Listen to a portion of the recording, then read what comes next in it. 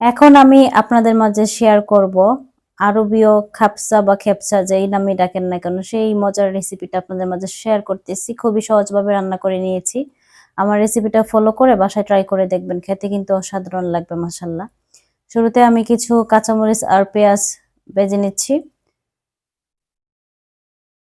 তো এগুলা ভাজা হওয়ার পর এখানে ১ টেবিল চামচ আদা বাটা, ১ টেবিল চামচ রসুন বাটা নিয়ে আরো কিছুক্ষণ ভেজে নিচ্ছি যেন আদা রসুনের স্মেলটা চলে যায়।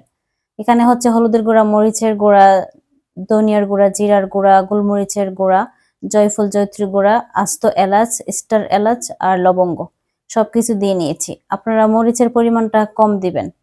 আমি এখানে মরিচটা একটু বেশি দিয়েছিলাম, গুঁড়া মরিচটা, তাই আমার খেপসাটা একটু জাল হয়েছিল। তো কিছু তেজপাতা দিয়ে অল্প একটু পানি দিয়ে নিয়েছিলাম।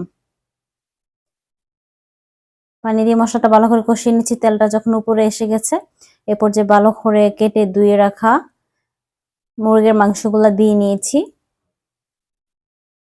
এখন পরিমাণ মতো পানি দিয়ে ঢাকনি দিয়ে ঢেকে শুধু সিদ্ধ করে নিব। যখন ভালো করে সিদ্ধ হয়ে যাবে আমি এখন এগুলা নামিয়ে নিব। এখানে হচ্ছে ১ কেজি বাসমতি চাউল ১ ঘন্টা ভিজিয়ে রেখেছিলাম। তারপর ভালো করে ধুয়ে পানি ঝরিয়ে রেখে দিয়েছিলাম। এই তো এখন মুরগির মাংসগুলা উঠিয়ে নিচ্ছি। এই পাত্রের মধ্যে ভালো করে ধুয়ে রাখা বাসমতি চাউলগুলা দিয়ে নিব। দিয়ে পরিমাণ মতো গরম পানি দিয়ে নিব।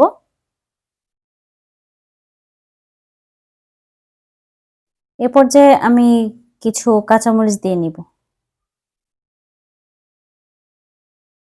এখন আরেক টেবিল চামচ লবণ দিয়েছি। আমি এখানে মোট ২ টেবিল চামচ লবণ দিয়েছি। আপনারা লবণটা টেস্ট অনুযায়ী কম বেশি করে নিতে পারবেন। তো ঢাকনি দিয়ে মিডিয়াম আঁচে ঢেকে ভালো করে চালগুলো সিদ্ধ করে নিচ্ছি। যখন পানিটা অনেকখানি শুকিয়ে আসবে তখন চুলার আঁচটা একদম কমিয়ে দিব। এখন ঢাকনি দিয়ে ঢেকে দিয়েছি। দেখেন পানিটা ভালো করে শুকিয়ে গেছে। চালগুলো অনেকখানি জর্জরা হয়ে গেছে।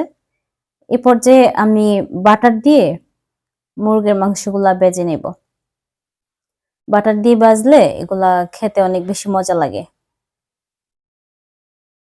তো দেখলেন তো কত সহজভাবে বানিয়ে নিলাম আরবীয় খাপসা। দেখতে আপনাদের কাছে কেমন লাগতেছে জানি না।